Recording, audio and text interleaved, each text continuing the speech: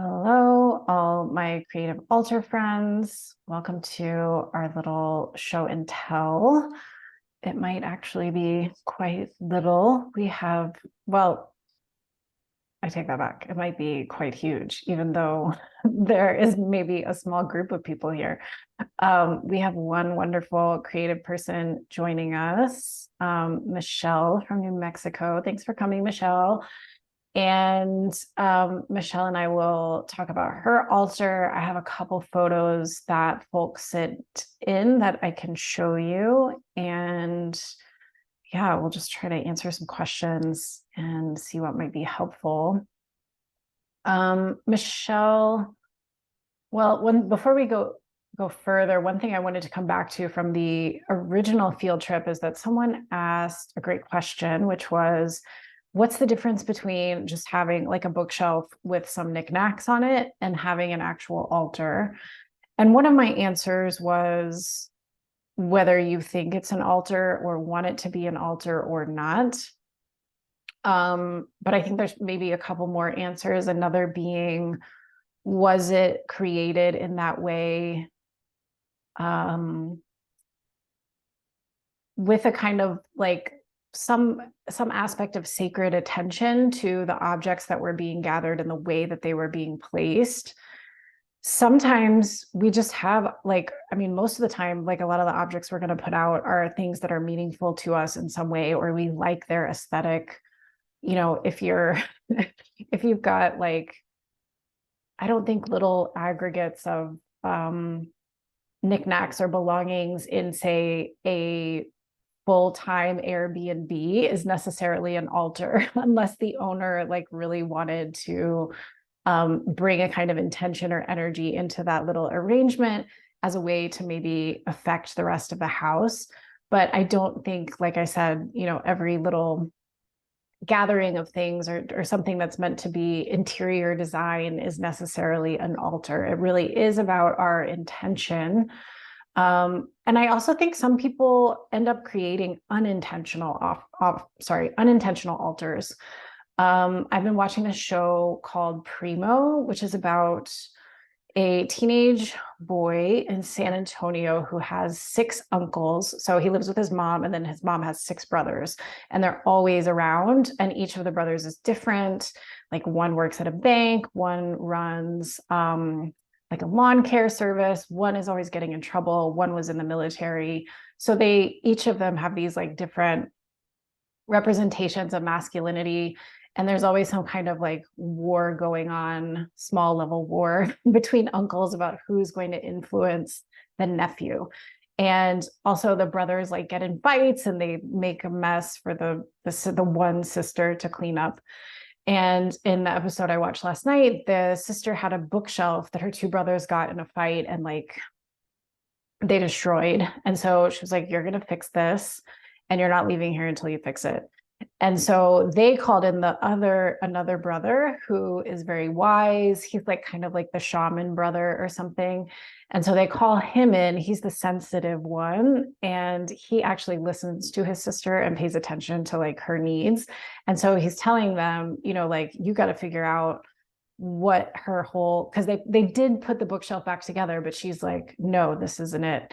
And so they call in this brother and he's like, I can't remember exactly what he does, but they figure out that every shelf in the bookshelf was dedicated to each of the brothers. She had been saving all of these little things, like their accomplishments or their stupid art projects or their teeth that fell out, which they make a joke about throwing away.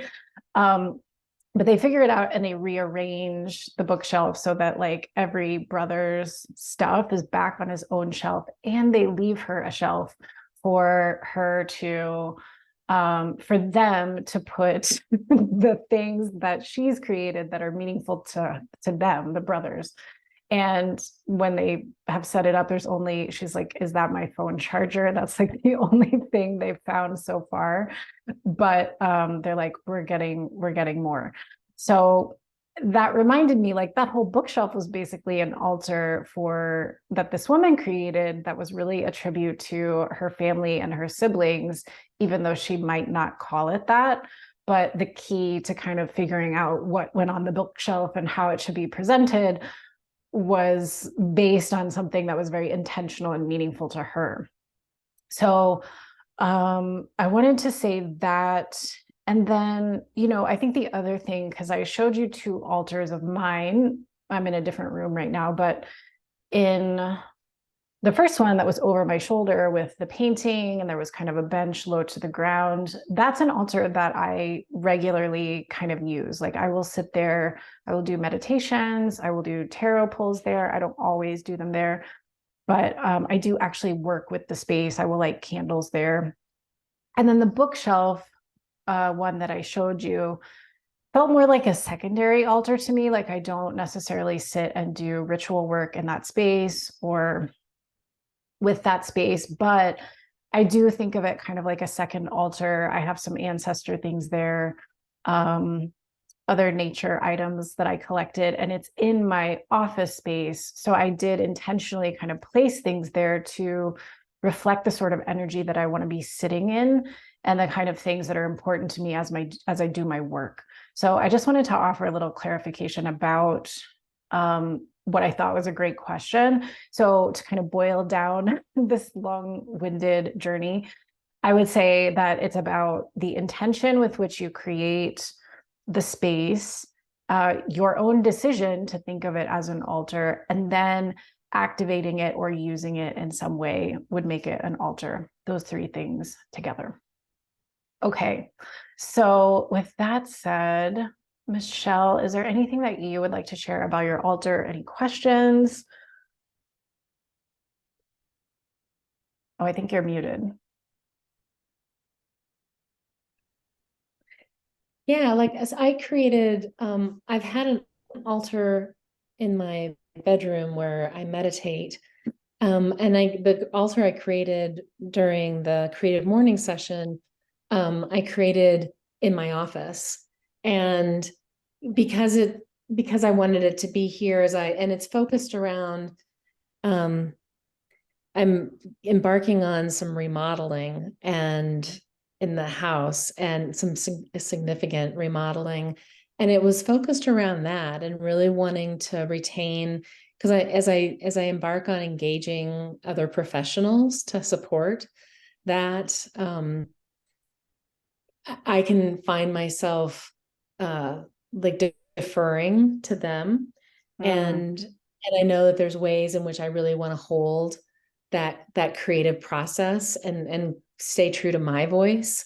And so like one of the things that I met with the decorator who I'm going to be working with, and I have a lot of house plants, and she's like, you're probably not going to like me saying this, but we need to kind of get rid of some of these. And so I'm like, I have a plant on the altar. I mean, it's this way, and a lot of things from nature that are really about how what I want to bring in creatively into this process. And so I place them on the altar to kind of keep that close and keep it in mind. Okay. So your intention is to kind of maintain your vision and your values and your desires around the remodel, and not let whoever you're working with kind of like tell you how it needs to be and force you to make maybe sacrifices that you don't actually feel are necessary or that you don't really want to make. Is that right?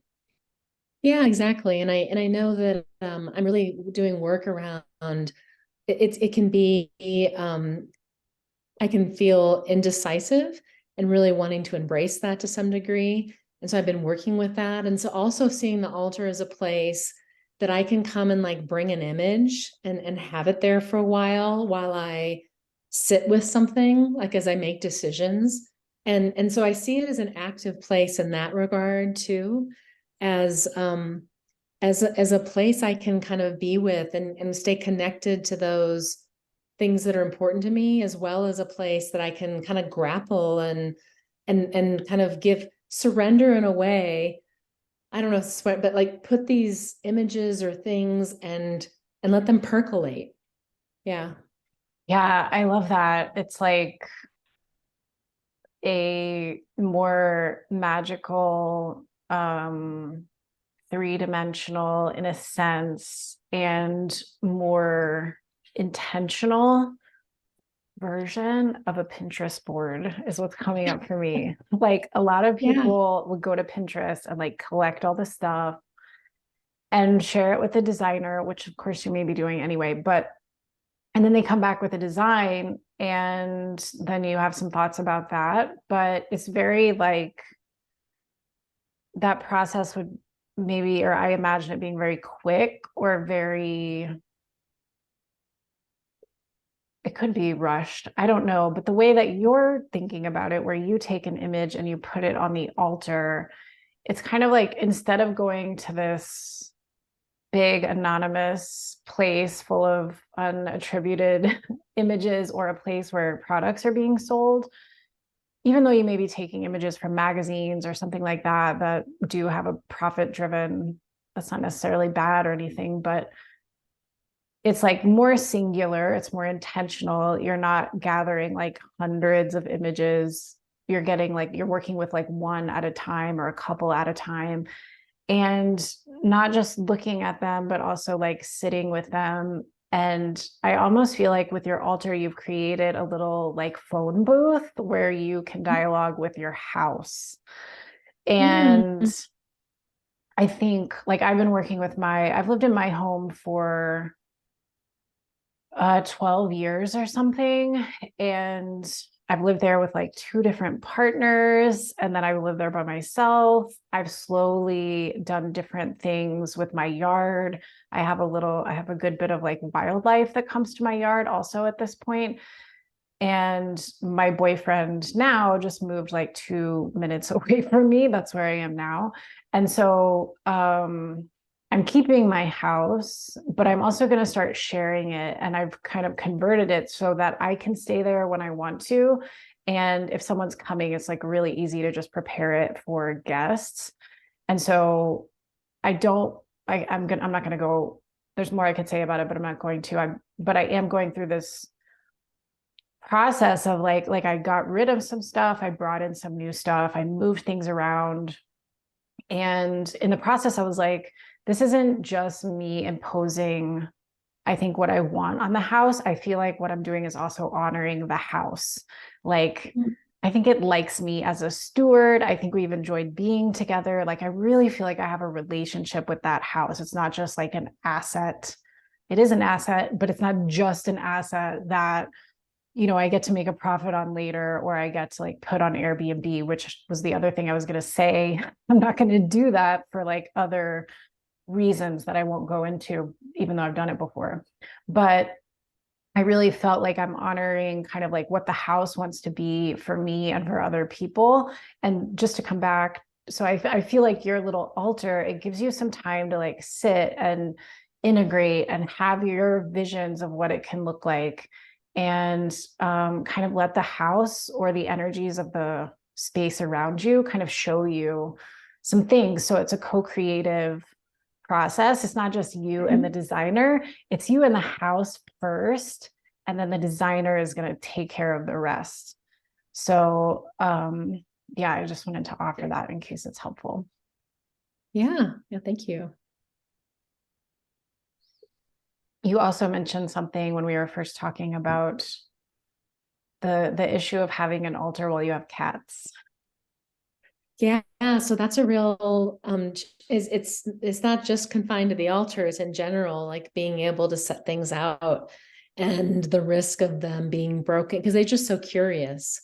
Yeah. And anytime, especially with altars, as I try to kind of have them be alive and they change, that they're just really curious and they walk all over. And so the risk of things getting broken is something that I've really I'm really aware of as I create altars. Yeah, that's a good point. And I think especially with cats, that would be tricky. And one thing that comes to mind as a possible way to approach it would be, we'll see in a minute, someone, I don't know if this is technically part of their altar space in their mind or not, but like using a printer's tray or some kind of display cabinet or something so it can be closed, or the cat can still get on top of it but can't get inside it, or even a kind of display box that you could set on a table and put things inside, and then you could like pull out a candle or something like that. But that would limit some of your options for our cat owners or cat stewards, Yep. shall we say. Those are good ideas. Any other questions? Anything? I don't think so. Okay. Just look at really quick. A couple folks sent some photos. So we'll just have a look at these. There we go.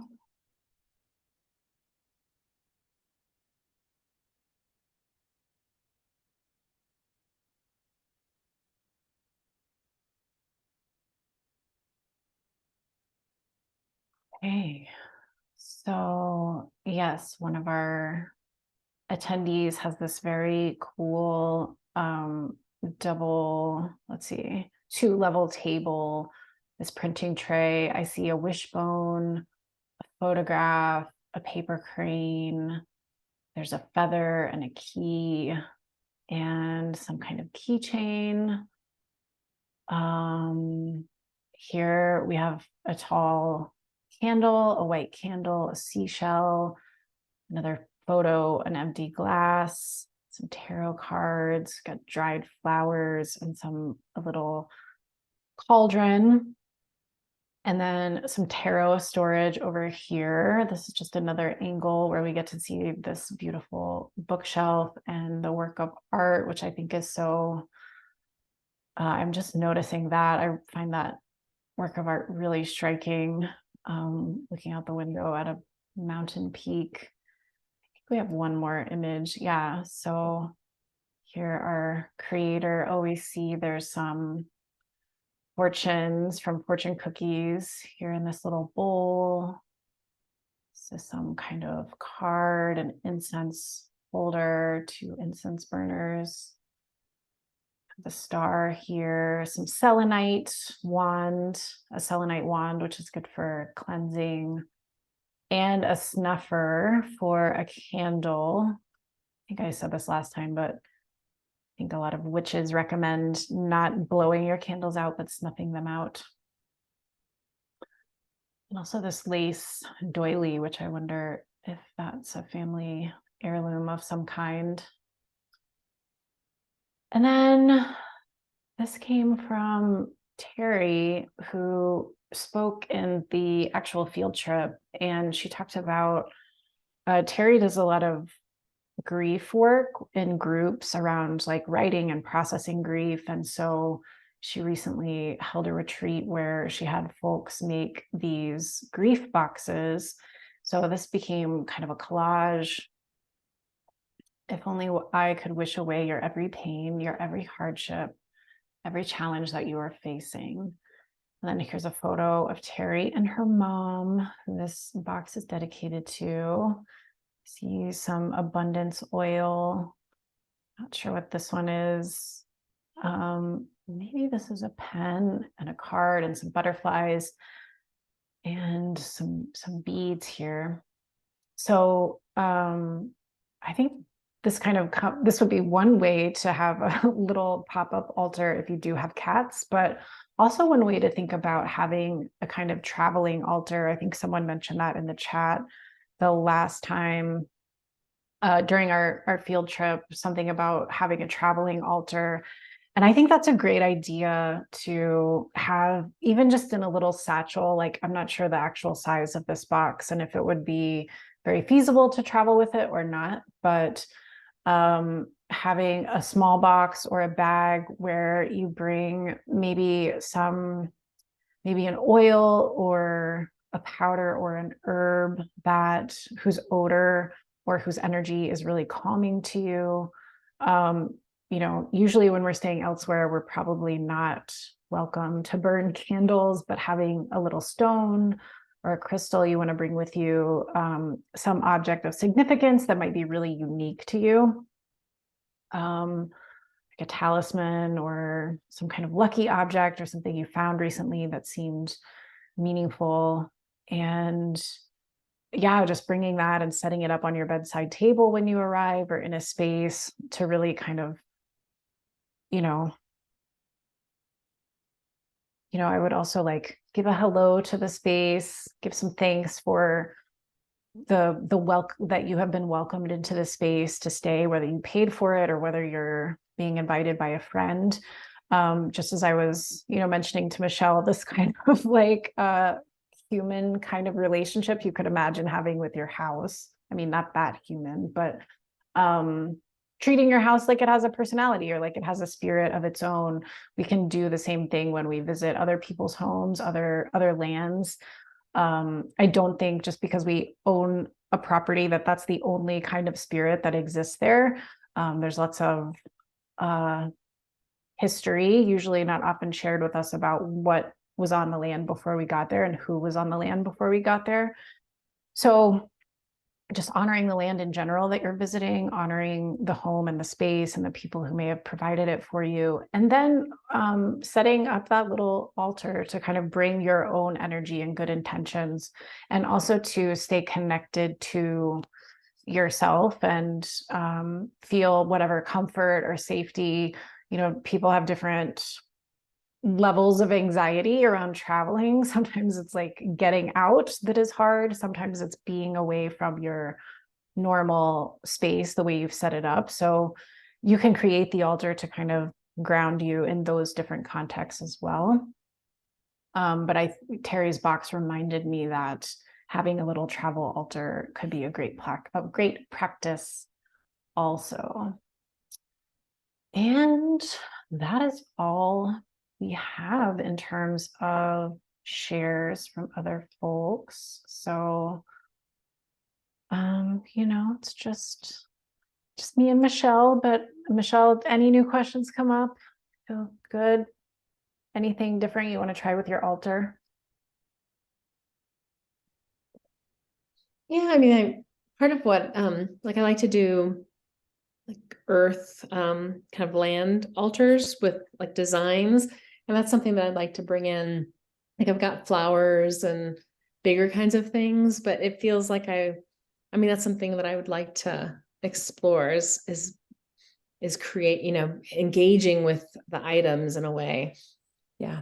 I think that's a great idea. And whether it's gathering different stones, I don't know what kind of, if there are creeks or rivers near your place or other things like that, or just like what's already on the land. But also I try to use, when my trees need to get trimmed, or if there's been a freeze and something has died off, I try to think about how I can reuse what has died, either to turn it into like mulch or compost, or I've started like a wood pile. I'm not super good at making it look like a beautiful wood sculpture, but you might be better at that. But you can create, like beautiful shapes and also support the animals, like a wood pile. It's good. Other people don't like this around their house, but like little birds or chipmunks or mice can find shelter in that wood pile rather than trying to like move into your attic perhaps.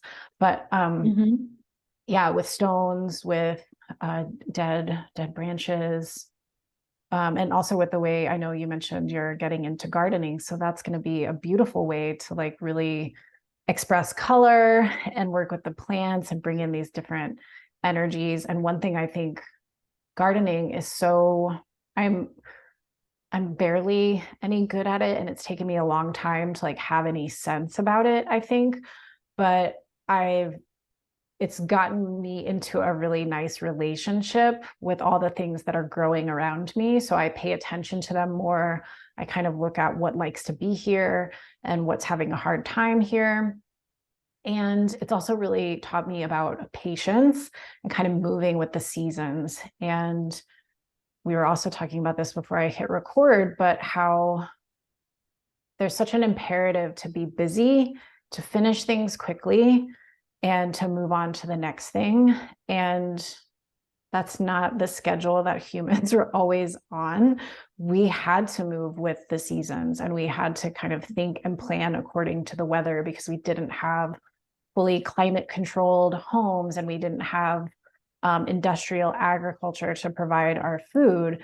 So a lot of that kind of natural rhythm and pacing has been just overlaid with urgency and a kind of productivity mindset. And so working with nature, I don't probably need to tell you this at all, Michelle, but I'm just sharing for everyone who wants to live a more magical life, I think, is kind of tuning into the movements of the seasons, and how sometimes there's like growth and abundance, and also a time for things to wither and for us to slow down before we, and to digest and to kind of process things and go into the underworld, into our subconscious, and then come back out later ready to like engage with the world in bigger ways and produce. But that idea, I think, of producing always more and more constantly is just totally against the way that nature operates. So your gardening ideas just inspire me to share that, Michelle. Thank you. Yeah. Well, if there is nothing more, I will close out this call, and really want to thank everyone for watching and everyone who came to the field trip. And also just wanted to offer folks in this group specifically, if there's anything that's come up for you that feels new or exciting around your creativity and how that may intersect with magic or magic making, I would love to support you. And for everyone in this group, I'd love to offer just a 2-hour session where we go deeper into where your creativity is right now. Probably pull some tarot cards and look at what's been going on, what's going on for you now, what possibilities look like they're open for you, and what you might do to kind of maximize that, or to leap into those lanes and really feel some forward movement for yourself. And we can also explore some of the things that you feel like are coming up to kind of hold you back, or that may make it harder to go pursue these dreams and visions, or just to get into a nice creative magic river and really cultivate that for yourself. So if you would be interested in such a 2-hour session, just send me an email and we'll talk about that and set it up. I'd love to chat with you. And if you're interested in longer term mentorship, I always offer a free hour to just explore if we're a good fit. So I'll include that link when I share the recording if you ever want to seek out a coach, someone to support you one-on-one. Well, thank y'all for coming. Sorry, thank you, Michelle, for coming. It was really nice to connect with you. I'm going to go ahead and stop the recording.